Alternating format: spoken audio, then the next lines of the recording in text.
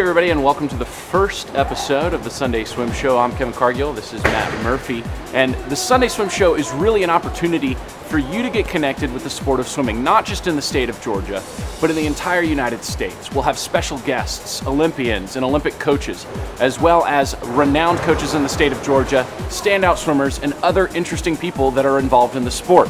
We'll have great stories and look-aheads to meets that are coming up and some of the results that we've already experienced, as well as your one-stop connection for everything related to the state championships.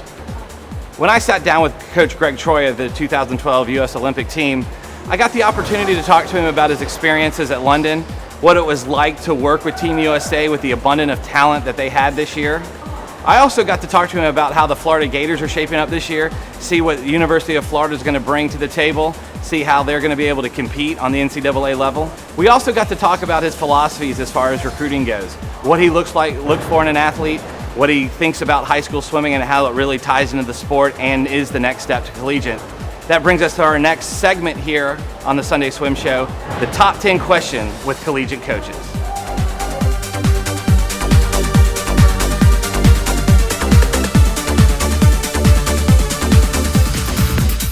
He's probably one of the guys that, you get 5 medals at the Olympics, you're walking out with 2 of them gold and pretty good performances, even the spots where there's a couple off, place off or 2.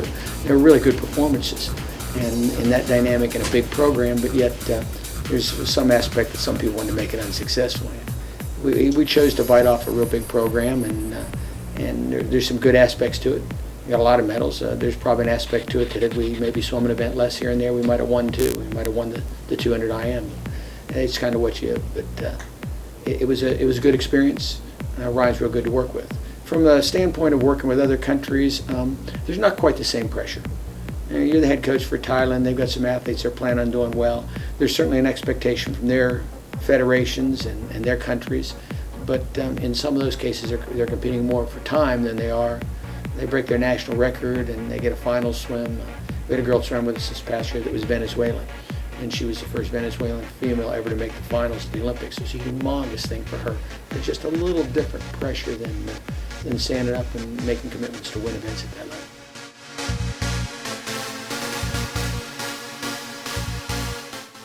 Good women's team. We're kind of, we'll grow into the season a little bit. Men's team, a little bit different, pretty experienced. We've got a few guys that have some Olympic experience, got a couple guys that have been finalists at the NC2A meet. So we feel pretty comfortable. It's a good men's team, but again, you never know the dual meet season. It kind of depends on which team puts the focus on that given day. We're a little more along the lines that nothing really matters at the end of the year. No one's going to really care what happened in October later in the year. But on the day you swim it matters a lot.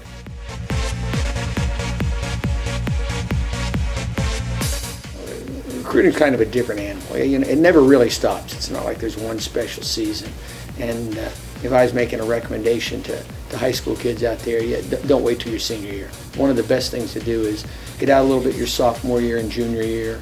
Get a list of schools that you think you might be interested in, and do some unofficial visits. Go with your parents, take a look at the campus, drop in unexpected and talk to the coach. Watch you practice. I think you get a truer feel for what the university's like than what you do in all the recruiting hype. It might help you make your decisions a little bit later. And then I always told athletes when I was coaching at the high school level, then you walk into that summer after your junior year, you should have narrowed down a pretty good idea of 3 or 4 schools that you're really kind of interested in, and it makes the process move a whole lot smoother.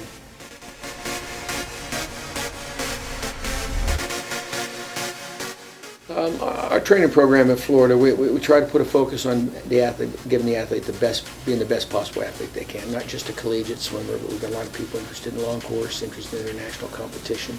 Requires a little different focus sometimes. So this past year we had a couple athletes redshirt. We had maybe our best female athlete, Elizabeth Beisel. We did some things that maybe hurt her a little bit during the short course season, but we felt pretty strong that she had a chance to do well at the Olympics. So we're going to do what's best for the individual. A lot of that is communication between the athlete and the coach, what direction they're going.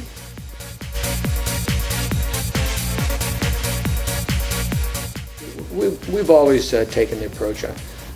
I'm a big believer that swimming is a very important part of their life. It's really nice, but it's not a full-time job. High school, you're in class 30 hours a week. College, major load, you're only 15 hours. That gives you 15 extra hours to study, plenty of time, all the travel time goes away. So there's plenty of time to be a good student. And when you put the academic help, the tutors and everything with it. So we've got a real strong academic program, school. We encourage people to go for their highest goals in the water. We would like to see the same thing academically. We've always had a lot of people. We're averaging at least one, maybe two a year. Sometimes we go into med school and dental school. Got a couple in big-time engineering programs. We have several that are in law school. We've got a couple in nursing programs. A lot of business majors and in finance and things like that. So from that standpoint, it's available. There's not many majors you can't do in college. We've got a couple aerospace engineering majors, a couple guys be pilots.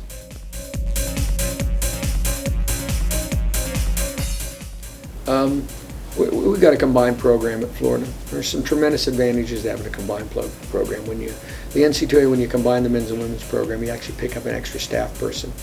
It gives you a whole lot more flexibility in what you can do from the standpoint of having different practice groups because you've got way more staff.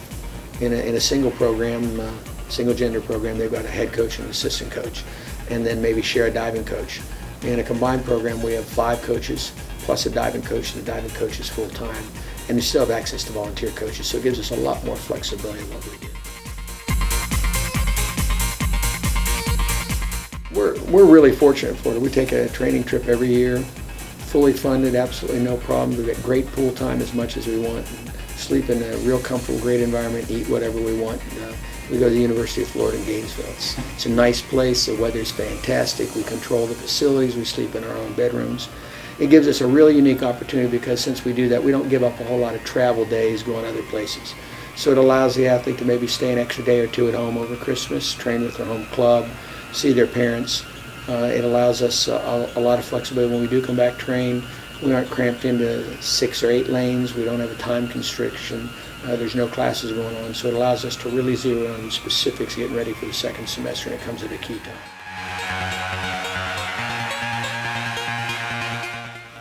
Talent is overrated, but it's important. Work ethic is not overrated. You got to have it. You're not going to be successful at the highest levels unless you're just one of those super talents, and even then you will meet limitations if you don't have a good work ethic. I think an ability to focus on the task at hand, being able to set some long-term goals and work towards them.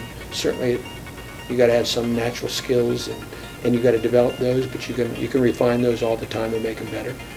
And then the thing I've seen the really great ones do that most people don't understand, they know how to go to the well and hurt themselves. They flat out don't care. They have an ability to find that other gear no matter how tired they are, no matter how bad they hurt. I tell athletes all the time, Janet Evans had in front of her logbook one year a quote from Winston Churchill.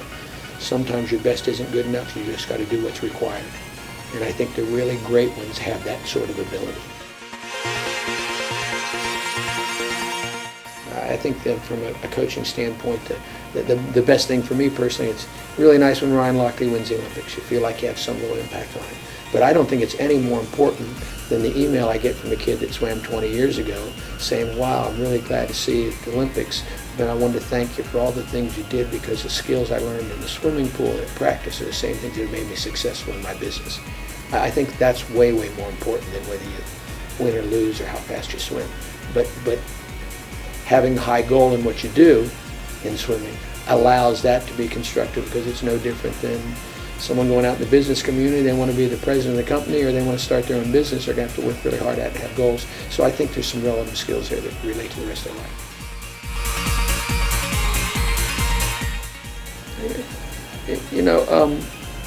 There's an aspect to it that isn't fun.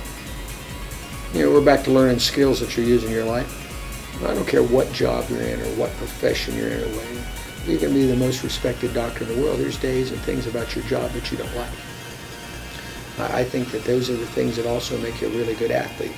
You're in the pool, how well you do in those things you don't like is every bit as important as you do the things that you do like. So I think that that becomes a team camaraderie thing. You've got team goals, you're working towards it. You organize things away from the pool that are social functions that put you in the same dynamic. You look for new ways to challenge people at practice. I think at the collegiate level it's much harder because there is a little more of a win-type mentality. So you've got to back to recruiting again, you have to recruit people that have those type of goals. If you don't get people that have those type of goals and you're in that type of environment, then they will be unhappy no matter what you do. So you've got to find direction for them, goals that fit with where you're going with the team.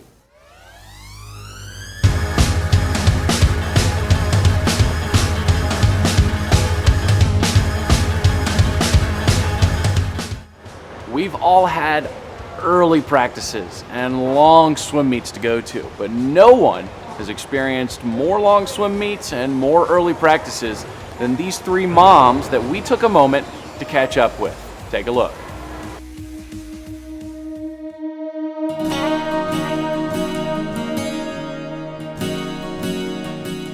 Swimming has always been really important to me. I grew up swimming. I was a synchronized swimmer as opposed to a racer.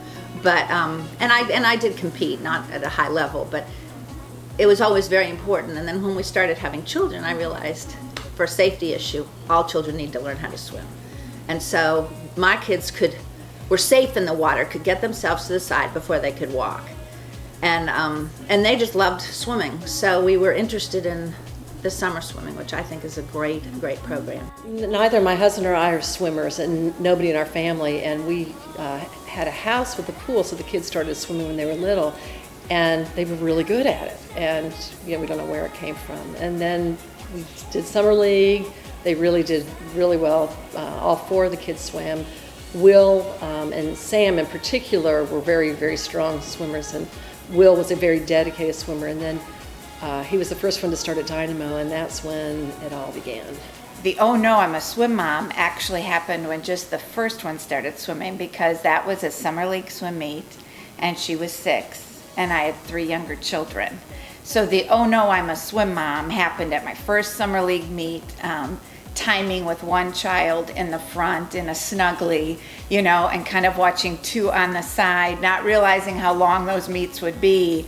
And realizing that she loved this sport, and I was going to be having these kids in tow both at USS meets and at summer league meets. So to me, that was the "Oh no, I'm a swim mom." Well, I think that with swimming, if compared to other sports, you're competing against yourself and others, and it takes a huge time commitment on the swimmer's part and on the parent's part. And I think that having to go to practices early in the morning, late in the afternoon, fit in all your schoolwork, your eating, your sleeping, everything there is very different from if you're playing baseball or soccer. You have to be very motivated to be able to continue doing it. It's a grueling sport, but the payoffs when you're there at the end of the pool first, or if you're swimming a long distance event and the bell rings for you in your lane, it's just, I think the highs are really high in the sport, and it's you're pushing yourself as hard as you can, and I think that that's not really the same in many other sports. Okay, well, yes, I have to admit that I think with any parent, when you start your child in a sport and your child excels right away, and that was our oldest daughter, and it's in a 6 and under, but you're like, oh my goodness, she's really good. You find yourself getting competitive. I am competitive, but I never swam competitively. But all of a sudden, you find yourself a little wrapped up. And I have to say, when I watch those first videos, I'm a bit embarrassed of how loudly I'm cheering for a 6 and under. But then I think, actually, with me, that kind of waned because, again, having 4 kids and swimming and watching other parents on the deck, you think, I do not want to be that parent. I do not want to be that parent walking along the side, yelling at their child in freestyle. And you see bad examples and you think, okay, how can I be a better parent than that? And so I actually, even though I may be competitive on the inside, I've just tried to be the parent who's more in the background, who tries to be encouraging and supportive. They could make their choices, but they did have to finish if they chose to do it. And the 3 oldest particularly loved it. They went on to be coaches and lifeguards and pool managers. And so it was the pool here in Garden Hills is a pretty important part of living here, particularly when I don't have too much association with it now, but it certainly was when they were growing up. It was the center of their summer, except when we went on vacation. So just to be involved, all of them worked there. And it again, it comes back to the values that they were learning, the teamwork, the paying attention to everybody around you, listening to your coaches, watching out for the little ones. It was just a really good experience, and I know they loved it. If they started it 1 year and decided they didn't like it, they certainly didn't have to finish it after that, and then some of them didn't, but they still came and watched their older siblings swim, which was always fun. Swimming is such a unique sport. I think it's similar in a lot of ways, the attributes that golfers have. Because our daughter golfed in high school. You've got to be very disciplined. You've got to manage your time very, very well. You're very concerned about being healthy and putting healthy things in your body. The kids are all in such great shape. It's such a good sport, and for the most part, the kids are good athletes. They're good students. They're just polite, have great manners. They know how to act in public. They know how to go out on their own. They become very mature at a young age, and I think it's just a great sport. We are very happy that our kids chose to do that, and had some level of good competitive edge. They all enjoyed it, and then they've made such good friends. Sam is very involved in Maris swimming now. He's been very fortunate, and he just loves to help coach and mentor and be around the kids and their parents. I mean, they all get along real well. Will, it was funny at Will and Katie's wedding, both of them being swimmers in high school in Georgia Tech and Dynamo. Half of the people at the wedding were swimmers, and they're just a lot of fun, and they made great friends, and we just are real pleased that that's how they all ended up.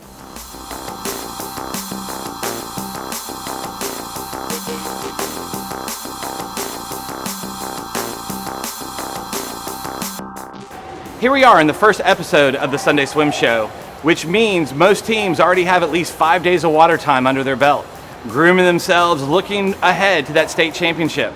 But between now and then, what other big meets are you going to? What are your big rivalry meets? Let us know. We'd like to highlight those. Send us all the scores from your season, any outstanding performances. Go to atlantaswimming.com Sunday Swim Show and submit them to us. Also, we'd like to know about any kind of big service projects you're doing, big team building activities, anything that makes your team and your team atmosphere more positive and very fun. Let us know. Once again, atlantaswimming.com Sunday Swim Show.